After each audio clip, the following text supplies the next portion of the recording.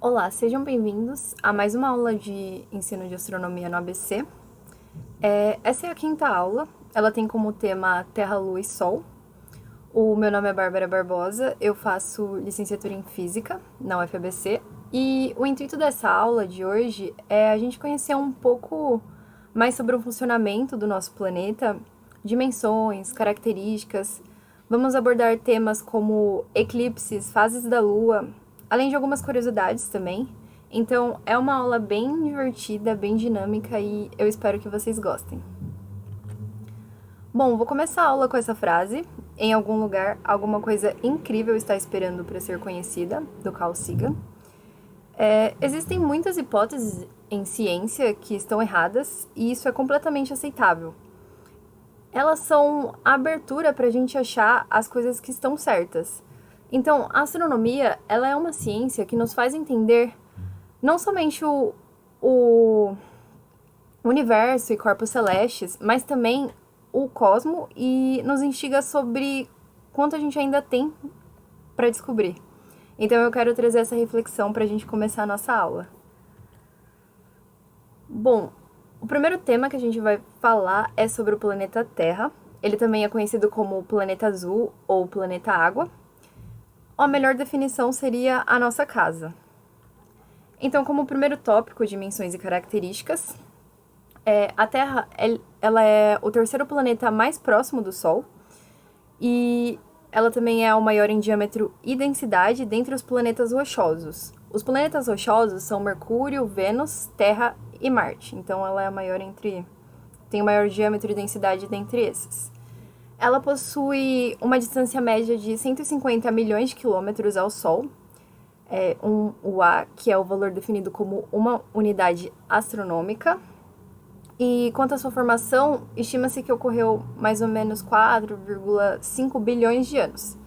Então eu trouxe uma fotografia para vocês. Essa foi a primeira fotografia integral do globo terrestre. Ela foi tirada em 1972. O título dela é The Blue Marble, em tradução livre, A Bolinha Azul. E foi a missão Apollo 17, aproximadamente uns 50 anos atrás. Como a gente ouviu por aí, que a Terra, na verdade, ela devia ser chamada de planeta água, mas será que isso é verdade? Tudo depende do ponto de vista. Então, se a gente analisar somente a superfície terrestre, a gente pode chamar de planeta água, sim. Afinal, todo o extrato que ela tem superficial, a água representa 70%, enquanto os continentes que a gente vê é uma média de 30%, aproximadamente. Mas se a gente analisar em outros fatores, esse apelido pode mudar. Um estudo publicado pelo Serviço Geológico dos Estados Unidos mostrou que se a gente reunisse toda a água da Terra, como oceanos, rios, lagos, lençóis freáticos, calotas de gelo, em uma única esfera, ela teria um diâmetro de 1.384 quilômetros. Então seria um pouco mais que a distância do Rio de Janeiro a Salvador, Bahia.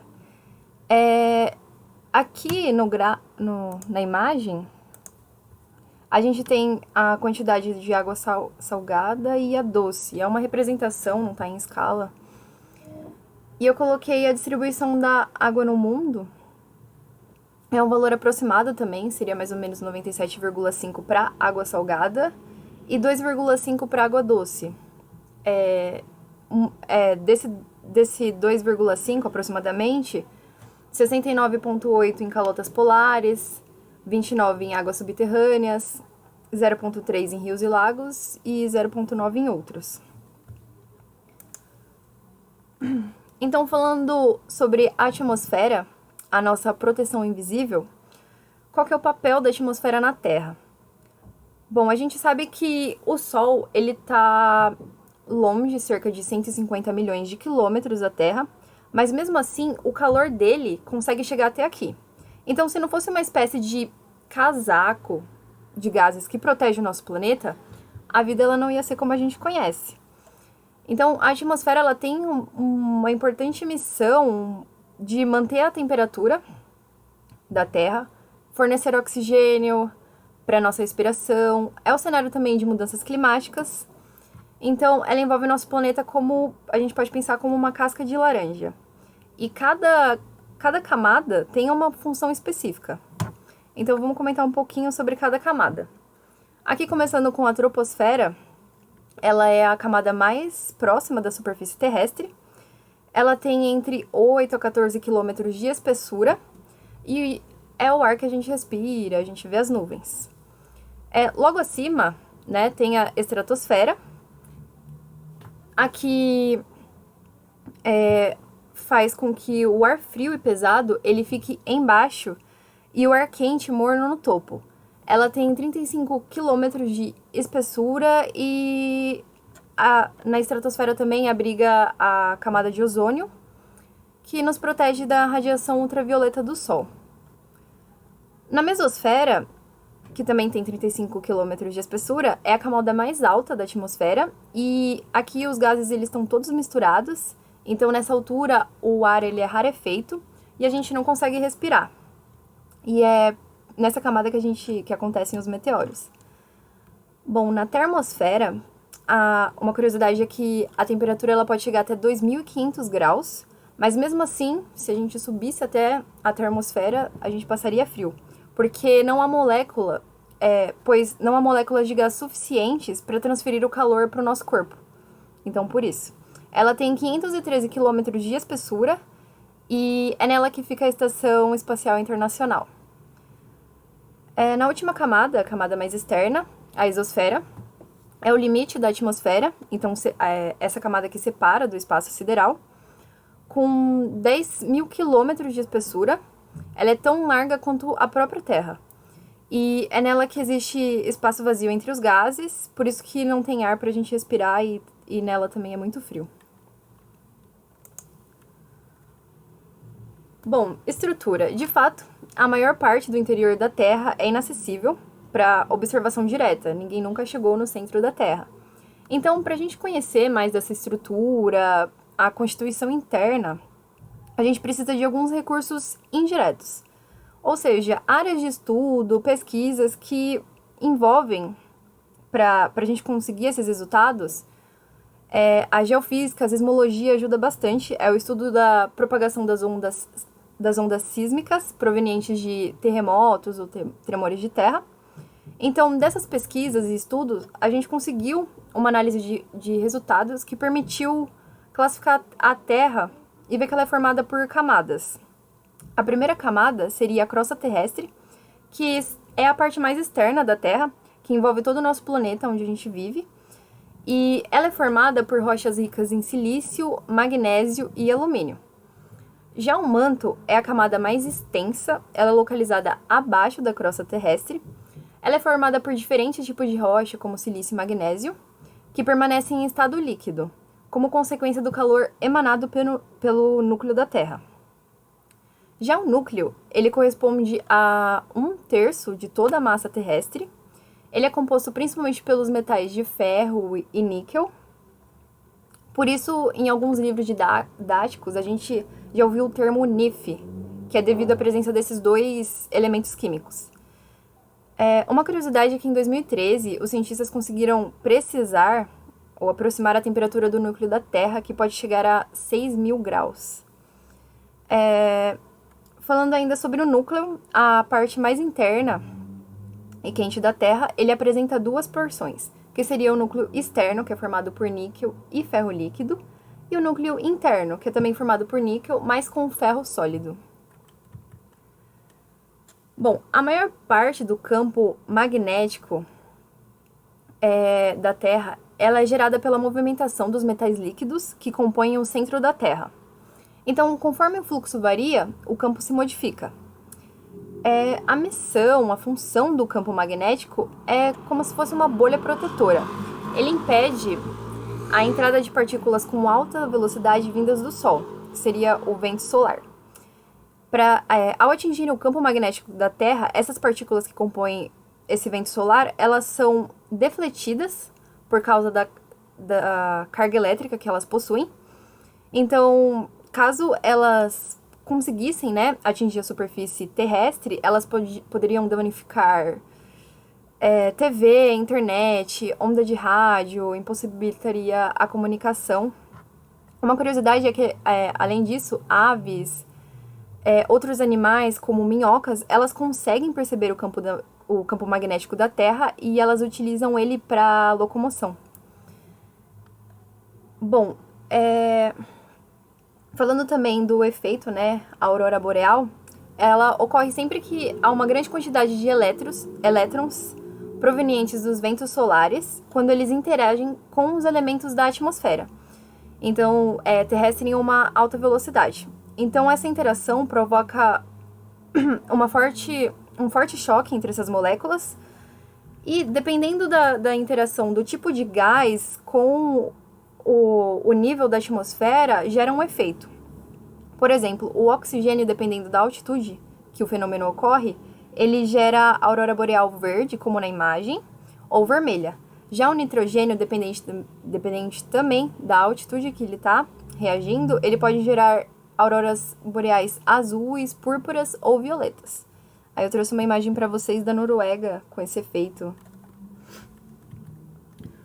Bom, um assunto muito importante que a gente vai falar agora é os movimentos da Terra. Os movimentos da Terra, eles são responsáveis por fenômenos astronômicos como solstício, equinócio, a existência do dia e da noite, a contagem do ano, entre outros. Então, para a gente entender e compreender essa complexidade, a gente pensa assim: a Terra, ela possui um movimento só, mas quando a gente está estudando, a gente decompõe esses submovimentos para ficar mais fácil de entender. Só que todos eles acontecem juntos, resultando em um movimento só. Então, o movimento que eu vou abordar, o primeiro movimento, é o de rotação. O movimento de rotação é o movimento que a Terra realiza em torno de um eixo imaginário que vai de norte para o sul. Coloquei a imagem aqui, vocês conseguem ver aqui, ó, o polo norte para o sul. Esse eixo imaginário. E é perpendicular ao plano equatorial, aquele que corta a Terra, exatamente no Equador. E o movimento acontece de oeste para o leste. Então, provoca alternância nos períodos de insolação direta nas regiões do planeta. E esse movimento é realizado em um período de aproximadamente 23 horas, 56 minutos e 4 segundos. A velocidade média do movimento de rotação é 1.666 km por hora no Equador. Em outras latitudes é mais baixa e nos polos ela é nula. Bom, conforme a Terra gira, a gente não sente esse movimento porque, por inércia, a gente acompanha esse movimento. A impressão que a gente pode ter é que o Sol e as estrelas elas estão se movimentando no céu ao decorrer das horas, quando, na verdade, nós que estamos nos movimentando. Então, muitos astrofotógrafos, eles fazem imagens chamadas de Star Trail, onde eles deixam a câmera fotográfica captando a luz do céu noturno por horas. E o resultado, como vocês podem ver na imagem, que eu coloquei aqui, é que são rastros das estrelas que eles percorrem o céu em círculos concêntricos. Eu vou abordar para vocês a diferença de dia solar e dia sideral, que também é bem importante a gente falar. O dia solar é o intervalo de tempo entre duas passagens consecutivas do Sol pelo meridiano celeste do lugar, e o dia solar ele varia ao longo do ano e é maior que o dia sideral. Então, o dia solar é 24 horas. O dia sideral... o dia sideral é 24 horas. O dia solar é maior que o dia sideral. Ele varia ao longo do ano.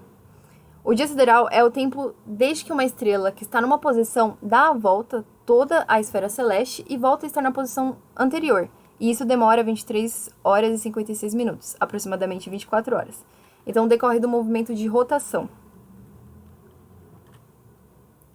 Bom, o segundo movimento que a gente vai falar hoje é o movimento de rotação, ou de translação. O movimento de translação, também chamado de revolução, na maioria das línguas, eles chamam de revolução porque o de translação dá a ideia que é um movimento retilíneo. Então, aqui no Brasil, a gente fala mais translação. Então, a Terra, ela tem uma órbita em torno do Sol. Essa órbita, ela tem um formato de uma elíptica. A gente pode pensar no formato de uma elíptica como um círculo achatado. Então, simplificando, a gente pode ver um ponto focal, que seria o Sol, e o outro ponto focal 2, ele continua existindo como uma propriedade geométrica da elipse, mas nele não tem corpo. Então, o planeta, por exemplo, aqui no caso, o planeta Terra, ele vai girar em torno do Sol, nesse formato elíptico, com esses dois pontos focais. Então, a translação, ele é um movimento que a Terra realiza em torno do Sol e percorre essa órbita elíptica, e o movimento dessa translação é aproximadamente 365 dias, 5 horas e 48 minutos. Então, devido a essas 6 horas a mais, a cada 4 anos, como muitas pessoas conhecem, né, a gente tem um ano bissexto, ou seja, com um ano com um dia a mais. Então, a gente faz para ajustar nosso calendário com a translação da Terra. Falando então sobre a velocidade de movimento de alternação conforme a Terra aproxima e se distancia do Sol, tem uma diferença. Quando ocorre o afastamento, então, por exemplo, vamos imaginar que o meu mouse aqui, ó, a Terra ela tá passando e tá se afastando do Sol. Então, quando ela está se afastando do planeta Terra em relação ao Sol, a gente denomina essa distância de afélio, que seria 152 milhões de quilômetros nesse ponto, e ele tem um movimento retardado, a aceleração diminui. Conforme ele vai se aproximando, ele vai aproximando o movimento acelerado, a velocidade aumenta, e essa distância que ele tá se chama periélio, que é 147 milhões de quilômetros do Sol. Agora, falando sobre as consequências da translação, além da sucessão dos anos, que eu já abordei com vocês, a gente tem a consequência das estações do ano. Então, não é por acaso que a gente tem essas características diferentes e que não ocorrem de maneira simultânea no hemisfério. A primeira explicação, né, encontra-se com o eixo de inclinação da Terra de 23,5 graus, que é perpendicular à sua órbita. Esse eixo imaginário, né, ele atravessa o planeta Terra com o polo geográfico de um ponto ao outro, e a Terra, então, ela gira em torno dele. Devido a essa inclinação, os hemisférios eles são iluminados de maneira diferente ao longo do ano. Então, essa iluminação solar desigual é que proporciona pra gente a existência das estações. Então, as regiões mais próximas dos polos seriam as mais frias, a região do Equador seria a mais quente, e com os raios solares incidindo perpendicularmente ao solo. Bom, falando ainda das consequências da translação, a região do Equador ela recebe ao longo de todo o ano uma quantidade de radiação solar quase constante. Por isso, todas as estações elas são muito parecidas na parte do Equador. Em todos os dias do ano, o Sol ele fica 12 horas acima do horizonte e 12 horas abaixo do horizonte. A única diferença é a máxima altura que ele atinge. Outro conceito que acho que vocês já ouviram em filmes, etc., é o Sol da meia-noite, que o Sol é visível por 24 horas, devido a essa incidência solar, que seriam as datas próximas ao solstício de verão. E a noite polar, o Sol não nasce, são datas próximas aos solstícios de inverno. Bom, quando um dos hemisférios estiver recebendo mais luz, significa que o Sol está no seu posicionamento máximo. Então, é ao norte ou ao sul em relação ao eixo de inclinação da Terra. Então, quando essa insolação ela for maior no hemisfério norte ou no hemisfério sul, inicia-se o que a gente chama de solstício. Esse fenômeno astronômico ele marca o início do verão e do inverno. Então, ele ocorre em 2 vezes do ano, que é em junho e dezembro. Então, se a incidência solar for maior, ocorre o solstício de verão. Então, a gente tem como característica dias mais longos que as noites. E se a incidência for menor, a gente tem o solstício de inverno, com dias mais curtos e as noites mais longas. É válido ressaltar, como eu já falei, que nas regiões próximas à linha do Equador, a gente não tem muito essa diferenciação entre as estações do ano. Um grande exemplo que a gente pode falar é o Brasil, com exceção da região do sul, né? A gente tem duas estações bem definidas, uma bem seca e uma bem chuvosa. Certo. No entanto, há também um momento de posicionamento médio do Sol em relação à Terra. E isso significa que, nesse momento, o Sol está iluminando igualmente os dois hemisférios. Assim como o solstício, esse fenômeno astronômico ele ocorre 2 vezes no ano, que seria em março e setembro, e ele é conhecido como equinócio. O equinócio ele marca o início da primavera e do outono, e como nesse movimento a incidência solar é igual ao norte e ao sul, os dias apresentam a mesma duração que as noites. Agora eu vou falar de um conceito, né? O conceito de precessão do eixo da Terra.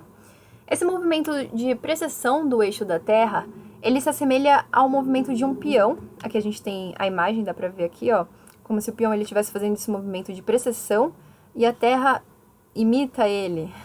A Terra, ela não é perfeitamente esférica, mas sim ela é achatada nos polos. Além disso, o plano do Equador terrestre, ele está inclinado a 23,5 graus, como eu havia comentado, com um plano da elíptica.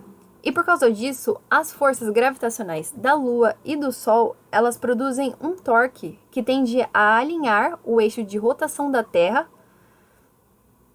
com o eixo da elíptica. Mas como esse torque ele é perpendicular ao momento angular da rotação da Terra, o seu efeito ele muda a direção do eixo de rotação sem alterar a sua inclinação. Nesse slide aqui a gente vê esse movimento melhor, né? Então o movimento de precessão ele faz com que o eixo da rotação da Terra descreva 2 cones de revolução no espaço, como na imagem. O movimento de precessão faz com que a Terra tenha diferentes estrelas polares ao longo do século. Então, os polos celestes, eles não ocupam uma posição fixa no céu. Cada polo celeste, ele se move lentamente em torno do respectivo polo da elíptica. Então, descreve uma circunferência em torno do raio de 23,5. Então, por que a gente até então desconsiderava, né? Porque o tempo necessário para descrever uma volta completa é de 25.770 anos. Hoje o eixo terrestre está apontando no norte para a estrela polar, mas na constelação da Ursa Maior, mas isso não será para sempre assim, né? Daqui a cerca de 14 mil anos ele vai estar nas proximidades da estrela Vega na constelação de Lira. Bom, falando um pouco de astrologia, a sua história, a gente teve uma divisão da astrologia em 12 partes iguais, na correspondência de um ano. E cada uma dessas partes, ela representava um mês, cada signo representava um mês. E ela foi associada, esse signo foi associado a uma constelação, com a data de entrada e de saída do Sol. Então, historicamente, fazendo uma retrospectiva histórica, ela foi criada para prever épocas de colheita. Então, quando você divide, por exemplo, quando você divide em 12 partes, você consegue saber quando o Sol ele se encontra em determinado signo ou determinada casa, pode acontecer algum tipo de fenômeno, como o tempo de colheita, período de chuva, período de inverno. Então, eles associavam isso. Mas como a gente sabe, né, o Sol ele não fica exatamente 30 dias em cada uma das constelações. Eu expliquei esse conceito para vocês, então, revisando, a órbita ela é elíptica. Então, uma das consequências disso é que a velocidade de revolução em torno do Sol ele vai mudando conforme ele se aproxima, a Terra se aproxima do Sol, a velocidade acelera, e quando ela vai se distanciando, fica mais lenta. Então, por conta disso, a gente não tem 30 dias em cada constelação. 30 dias certinho, né? A gente viu também que o eixo terrestre, ele tem essa mudança com o movimento de precessão. E a constelação que o Sol aparece, ele pode que parece ocupar muda com o tempo, né? Por causa disso. Então, o eixo terrestre, ao longo dos milênios, foi mudando a sua direção. Então, a constelação que o Sol parece ocupar muda com o tempo e o deslocamento é aproximadamente de uma constelação. Então, a gente tem essa perspectiva da posição do Sol segundo a astronomia e segundo a astrologia. Porque, segundo a astrologia, a posição do Sol ele não muda, né? Então, por exemplo, eu que sou na astronomia do signo de Gêmeos, na astrologia eu seria de Câncer.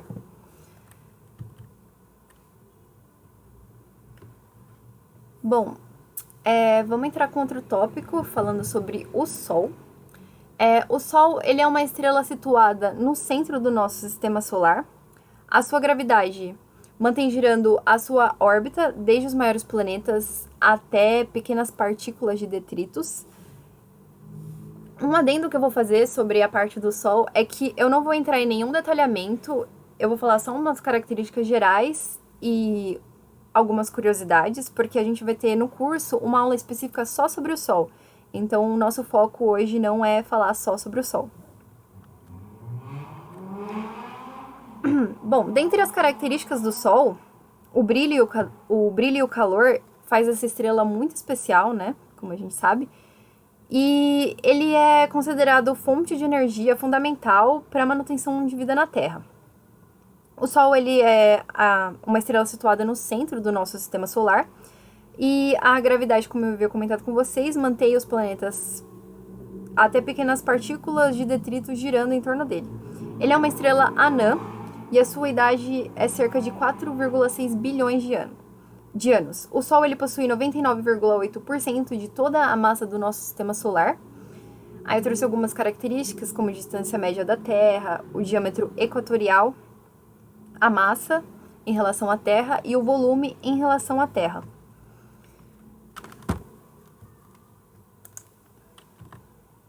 Bom, a primeira curiosidade que eu quero trazer para vocês é uma pergunta, né? O Sol, ele é amarelo? É muito comum quando a gente vai representar o Sol, a gente faz uma bola amarela e fala que é o Sol. Ele é considerado... uma característica, uma curiosidade é que a sua cor ela não é amarela. Se a gente observar do espaço, essa estrela ela apresenta uma cor branca e por causa dessa dispersão dos raios na atmosfera, a gente enxerga o tom amarelado. Além disso, o Sol ele também é capaz de produzir todos os comprimentos de onda de luz visível, de forma que, ao ser observado de fora da Terra, a gente enxerga ele branco. Por exemplo, essa foto ela foi tirada a 22 quilômetros de altura, então a gente vê uma luz branca, esse é o nosso Sol.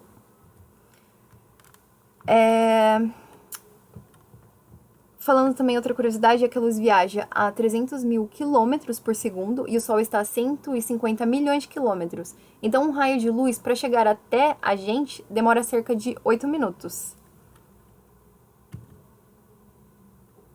Bom, outra pergunta também é por que o Sol e a Lua parecem ter o mesmo tamanho. Essas duas fotos, elas foram tiradas e fizeram um comparativo entre elas, que elas parecem ter o mesmo tamanho. Então, o diâmetro do Sol ele é cerca de 14 bilhões de quilômetros e o diâmetro da Lua é aproximadamente 3.500 quilômetros. Portanto, o diâmetro solar ele vale cerca de 400 vezes o diâmetro lunar. E o Sol também ele está cerca de 400 vezes mais longe de nós do que a Lua. Então, essa coincidência resulta do fato de que ambos os astros, visto da Terra, a gente enxerga eles do mesmo tamanho. Então, é por causa de uma coincidência relacionada à matemática.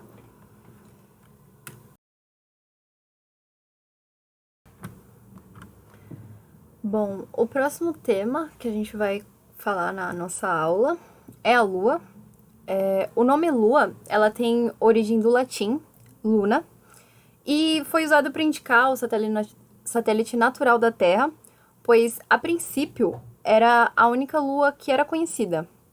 Foi em 1610 que Galileu Galilei ele descobriu que existiam outras luas no sistema solar. Falando então de dimensões e características, a Lua é o único satélite natural da Terra. Ela formou-se praticamente ao mesmo tempo que a Terra, com o surgimento do universo. A distância da Lua e da Terra é 384.400 quilômetros. E por essa proximidade com o planeta Terra, ele é o objeto maior e mais brilhante no céu noturno terrestre. E sendo a quinta maior lua do sistema solar. Por se tratar de um satélite, a Lua ela não possui luz própria. Desse modo, a gente só consegue visualizar no céu porque ela reflete a luz emitida pelo Sol. E essa fase que se mantém visível para os nossos olhos é sempre a mesma. Isso acontece porque uma das características da Lua é que, assim como a Terra, ela realiza um movimento de rotação, que é em volta de si mesma, e o de translação, que é em torno do Sol, em volta do Sol. E ambos eles possuem o mesmo tempo de duração de 27 dias e 7 horas. A trajetória da Lua em torno da Terra, ela não é circular, ela também é elíptica. Então, essa volta, para ocorrer, acontece em 28 dias, aproximadamente. Então, assim, em alguns momentos, a Lua está mais próxima e mais distante da Terra, em cada ciclo. Quando a Lua está no seu ponto mais distante da trajetória ao redor do planeta Terra, a gente fala que ela está no seu apogeu. Já quando a Lua está mais próxima, ela está no seu perigeu. Então, eu coloquei o esquema para a gente compreender melhor. Outro fato que a gente pode levar em conta para a gente não confundir com a sensação que a Lua, quando a Lua está próxima ao horizonte e ela está maior. Esse fenômeno que a gente tem é que, na verdade, é uma ilusão de ótica. Quando ela está próxima ao horizonte, devido aos pontos de referência, como o prédio, a gente tem a sensação que ela está maior mesmo. E quando ela atinge o zenite, que seria a linha imaginária, que é a partir do observador, e ela sempre aponta para o ponto mais elevado. E na ausência desses pontos de referência, a gente tem a impressão que ela diminui. Então, na verdade, ela está do mesmo tamanho no céu. Falando sobre as fases da Lua, ao longo do mês, a gente observa que o formato da Lua no céu muda. A gente chama esse fenômeno de fase da Lua. Então, as fases da Lua, elas representam diversos aspectos que vemos no satélite natural da Terra ao longo de um ciclo. Então, isso acontece em virtude da variação da posição em relação ao nosso planeta e ao Sol. O aspecto fase da Lua, ele varia ciclicamente e ele se repete mais ou menos um pouco mais de 29 dias. Então, esse fenômeno é compreendido desde a antiguidade e teve o registro da explicação correta do fenômeno, que é as fases da Lua, eles resultam de fato de que ela não é um corpo luminoso, e sim um corpo iluminado pela luz do Sol. Então, a face iluminada da Lua é aquela que está voltada para o Sol. E quando dessa fase iluminada pelo Sol, ela está voltada também para a Terra. Então, durante metade do ciclo, essa porção está aumentando. Seria a Lua crescente. E durante a outra metade, ela está diminuindo, que é a Lua minguante. Então, tradicionalmente, a gente classifica como 4 fases, que são as mais características do ciclo, que é a Lua nova, a quarto crescente, a Lua cheia e quarto minguante. Então, a gente recebe esse nome. Eles recebem esse nome. A fase da Lua é definida em termos de números de dias decorridos desde a Lua nova, de 0 a 29,5, e em termos de fração iluminada da face visível, de 0 a 100%. Então, eu coloquei aqui para a gente conseguir explicar melhor essa imagem.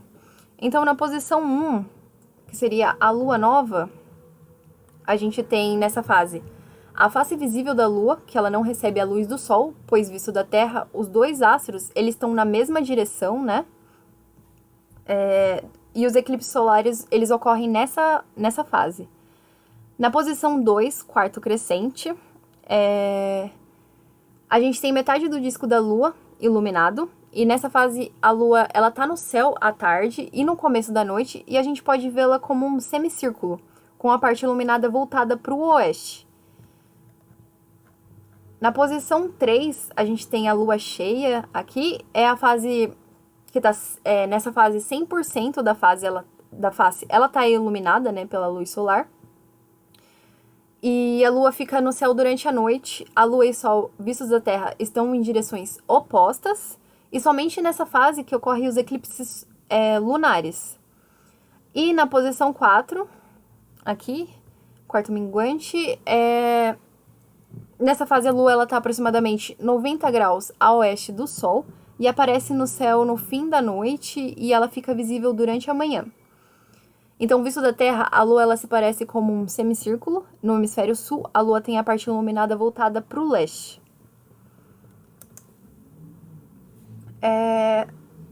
Falando então do lado oculto da Lua, a duração do período de rotação da Lua é igual ao do período de translação, 27,3 dias.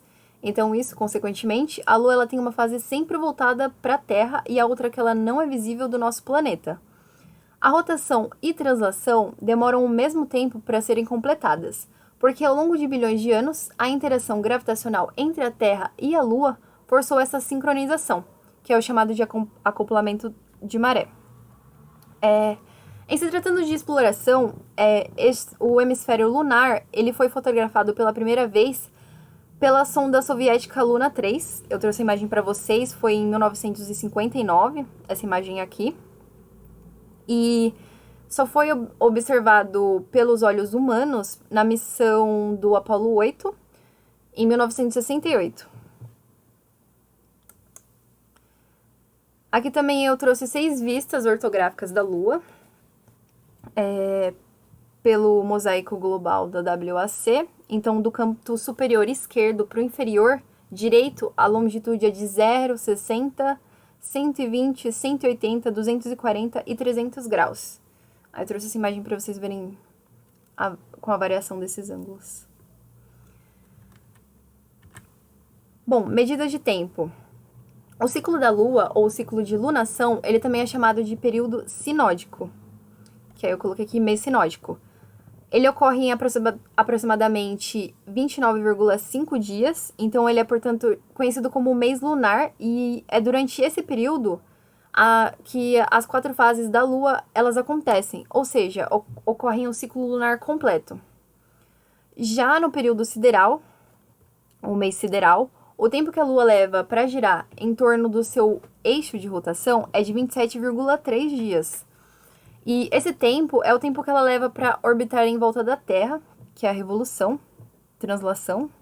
Portanto, o mês sideral ele é considerado aproximadamente 2,25 dias mais curto que o mês sinódico.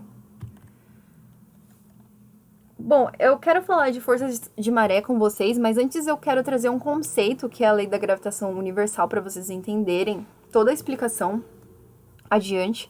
Então, a força de atração gravitacional, ela foi estabelecida no século XVII por Isaac Newton. Então, a lei da gravitação universal se consiste em 2 corpos que se atraem, exercendo um sobre o outro uma força cujo valor depende da massa do corpo e da distância que o separa. Então, aqui na imagem, a gente tem aqui o exemplo, né?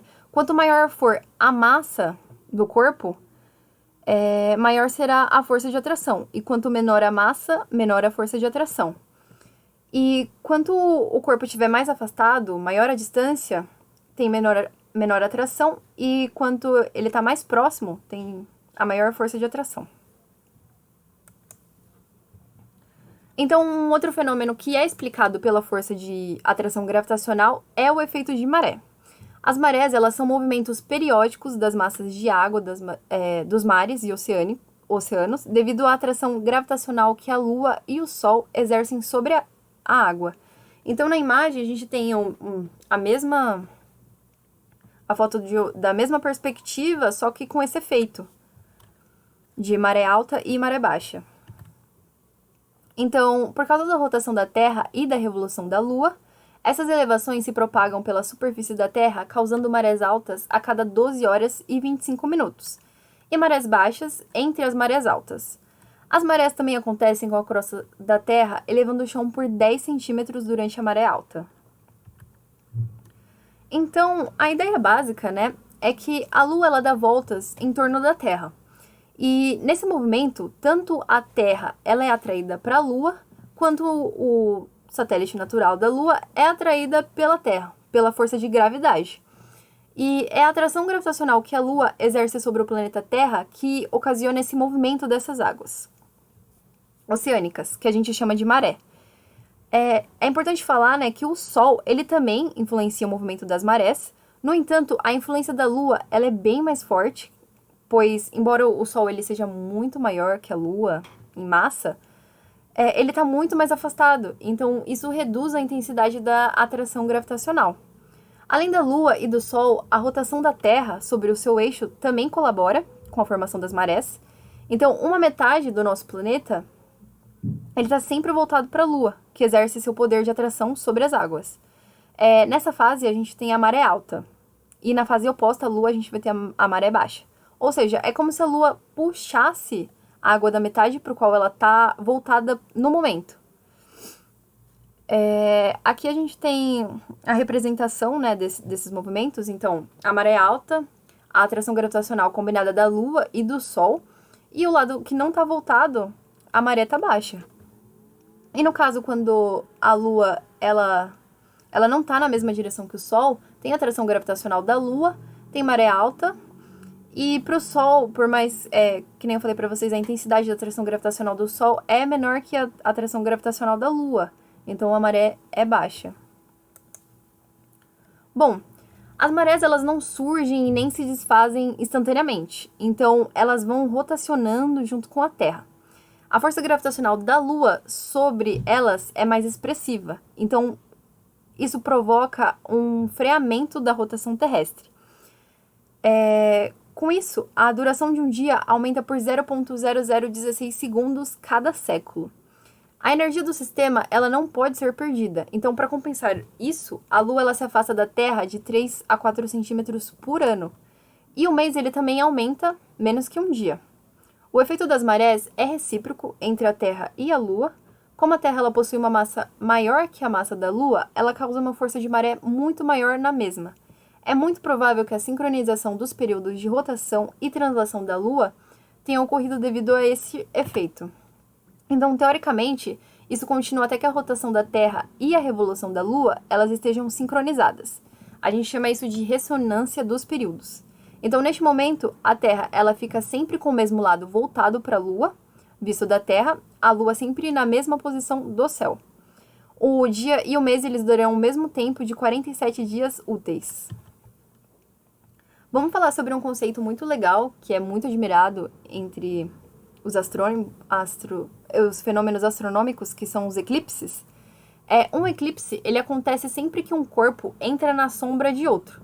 Então, quando a Lua ela entra na sombra da Terra, acontece um eclipse lunar. E quando a Terra ela é atingida pela sombra da Lua, acontece um eclipse solar. Vou explicar para vocês o conceito, então, primeiro de eclipses solares. Os eclipses solares, eles ocorrem quando a Lua, em seu movimento de translação em torno da Terra, ela passa na frente do Sol e cobre a luz, projetando um cone. Um cone de sombra sobre a superfície terrestre. Então, é válido a gente ressaltar que os eclipses solares, eles só acontecem durante a lua nova. Nos locais que ficam essa sombra, a gente observa-se um eclipse total, e ao seu redor existe uma zona de penumbra, o disco solar ele é parcialmente visível, e dessa forma, nessa região, observa-se um eclipse parcial. Um eclipse do Sol, ele só é visto no mesmo local da Terra a cada 360 anos em média. Então, os conceitos que eu abordei no slide anterior, só pra gente passar, quando um corpo extenso, ele é iluminado por outro corpo, ele define três regiões de sombra, que seriam a umbra, essa região aqui, né? Tá localizada aqui, que é a região da sombra que não recebe luz de nenhum ponto da fonte. A gente tem a penumbra também, que é a região da sombra que recebe luz de alguns pontos da fonte, e a antumbra, que ela fica localizada aqui. Essa seria a visão dela. Os eclipses solares, existem 4 tipos de eclipse solar. Então, o eclipse solar parcial, quando apenas parte da luminosidade solar ela é ocultada pela presença da Lua em um determinado ponto ou área. O eclipse solar total, quando toda a zona de iluminação solar é coberta pela Lua em um determinado ponto de visão. E o eclipse anelar ou anular, quando a Lua não encobre toda a área do Sol, formando um anel em volta do satélite natural da Terra. Isso ocorre quando a Lua encontra-se um pouco mais afastada da Terra durante o eclipse. Aqui eu trouxe uma ressalva, né? Apesar da Lua a cada mês ficar entre o Sol e o nosso planeta, o eclipse só acontece de vez em quando porque o plano da órbita lunar ele é inclinado em relação ao plano da órbita da Terra. Tem um ângulo de cerca de 5 graus, eu vou explicar isso um pouquinho mais pra frente. O quarto eclipse, né, que eu falei que eram 4, é o eclipse híbrido, que é total por parte de sua duração e anular pela outra. A Lua ela é dada uma distância entre o apogeu e o perigeu. Então, a condição de ocorrência de um eclipse total híbrido, a trajetória de totalidade ocorre de A para B, na imagem, né, que a gente verifica, de A para B, em que o A é o eclipse anular, porque o ângulo aparente da Lua é menor do que o Sol. E em B, a Lua está mais próxima, e seu diâmetro aparente é suficiente para cobrir o Sol. Então, isso causa um eclipse total. Os eclipses lunares, eles ocorrem quando a sombra da Terra ela é projetada sobre a Lua. Como ela não possui luz própria, acaba ficando encoberta pela sombra e torna-se invisível ou parcialmente invisível. Então, depende das condições e da forma como o fenômeno ocorre. Uma ressalva, né, um adendo, é que os eclipses lunares, eles só acontecem durante a lua cheia. Então, falando dos tipos de eclipses, a gente tem o eclipse lunar total. Ele ocorre quando a Lua posiciona-se totalmente sobre a área da umbra, formado pela sombra da Terra, ficando completamente escura. O eclipse lunar penumbral é quando a Lua encontra-se totalmente sobre a área da penumbra, formada pela sombra da Terra, ficando parcialmente escura. E o eclipse lunar parcial é quando a Lua encontra-se em partes na umbra e em partes na penumbra. Mas então, por que não ocorre eclipses todos os meses? Bom, o plano da órbita da Lua em torno da Terra, ele não é o mesmo plano que a órbita da Terra em torno do Sol. Então, na figura que a gente tem aqui, a gente tem a configuração do Sol, do sistema do Sol, da Terra e da Lua, para a gente conseguir complementar essa explicação. Para a fase Lua nova e Lua cheia, nessas 4 lunações diferentes, a gente salienta que o plano da elíptica, que é o retângulo maior, e da órbita da Lua são um retângulo menor. Então, na lunação A e C, as fases nova e cheia acontecem quando a Lua está um pouco acima ou um pouco abaixo da elíptica, e não acontecem eclipses Nas lunações B e D, a fase nova e cheia acontecem quando a Lua está no ponto da sua órbita, em que ela cruza a elíptica, então acontece um eclipse solar na Lua nova e um eclipse lunar na Lua cheia. Como eu havia comentado no slide, o plano da órbita da Lua está inclinado 5,2 graus em relação ao plano da órbita da Terra. Então, portanto, a gente tem os eclipses só ocorrem quando a Lua está na fase da Lua cheia ou nova. E quando o Sol está sobre a linha dos nodos, que seriam essas linhas, que é a linha de intersecção do plano da órbita da Terra em torno do Sol com o plano da órbita da Lua em torno da Terra. Para quem se interessa, gostaria de ver a ocorrência desses fenômenos, eu coloquei no material que eu vou disponibilizar um link clicável aqui, né? Que a NASA ela fornece os calendários das ocorrências dos eclipses. Aqui é um exemplo retirado do próprio site, o site também está aqui, para quem quiser dar uma olhada agora. Esse é um exemplo do eclipse total solar, que ocorreu em 14 de dezembro de 2020, mas eles têm um histórico desde 1900 até 2000 e os que vão ainda ocorrer, então é bem legal, eles conseguem identificar. Dicas que eu quero passar para vocês, a primeira é o Astronomy Pick of the Day, que seria, a cada dia eles disponibilizam uma imagem, uma fotografia diferente de alguma coisa fascinante do universo. Então, essa imagem ela é apresentada junto com uma explicação escrita de um astrônomo profissional. Eu entrei num dia aleatório e retirei essa imagem. Eles colocaram as nuvens da nebulosa Carina, tinha uma explicação, como funcionava, um descritivo bem interessante, eu recomendo para quem gosta de wallpaper, é bem legal. O segundo é esse software Stellarium. É um planetário de código aberto para computador, totalmente gratuito. Ele mostra o céu realista em 3 dimensões, igual a gente vê, a olho nu, com binóculo ou telescópio. É bem interessante, recomendo também para quem tem curiosidade. Dicas de livro. Eu trouxe 2 e-books gratuitos. O primeiro é O Céu que Nos Envolve. É um livro de introdução à astronomia. Ele tem uma leitura bem dinâmica, bem fácil. Então, entre os capítulos, a gente encontra alguns assuntos como instrumentos e técnicas astronômicas, sistemas planetários, estrelas, galáxia, cosmologia, vida fora da Terra. É bem legal, a leitura é muito fácil. Esse segundo livro, A Luz das Estrelas, ele tem um papel de introduzir conceitos para quem pretende estudar astronomia, astrofísica, no mundo das ciências. Ele tem um tratamento mais explicativo, tornando tornando mais fácil a compreensão de detalhes de linguagem científica. Então, ele faz uma ótima introdução para algumas teorias da física, como eletromagnetismo, teoria atômica da matéria, mecânica quântica, é bem legal. Aqui foram as referências que eu usei na minha aula. E eu vou deixar esse slide para vocês, a lista de presença, o questionário da aula. É só para medir se vocês conseguiram entender alguns conceitos que eu passei para vocês. E tem um campo aberto, se alguém tiver alguma sugestão de melhoria ou algum tópico que eu não comentei na aula, vocês gostariam de ter visto, pode deixar lá para mim, por favor.